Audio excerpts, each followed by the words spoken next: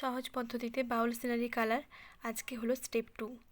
আগের ভিডিওতে আমি এই গাছগুলোকে কালার করে দেখিয়েছিলাম, আর আজকে আমি এই দুজন বাউলের কালার দেখাবো।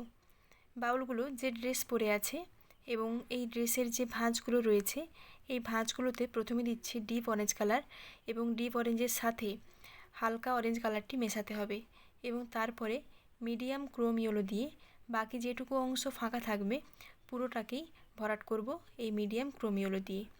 ঠিক আমি যেরকমভাবে করছি এইভাবেই তোমরা করবে, আশা করি খুব সহজ হবে তোমাদের পক্ষে। আর প্রত্যেকটি কালার আমি বলে বলেই দিচ্ছি।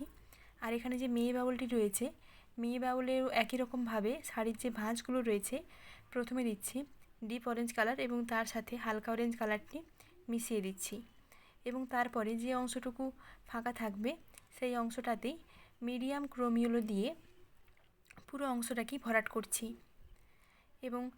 এবং বডি কালার হিসেবে আমি এখানে দিয়েছি ব্রাউন কালার এবং তার সাথে পিচ কালারটি মিশিয়েছি। আজকের ভিডিওটি এই পর্যন্ত, আর বাকি যেটুকু অংশ বাদ থাকলো আমি পরবর্তী ভিডিওতে পুরোটাই দেখাবো। আজকের জন্য এইটুকুই।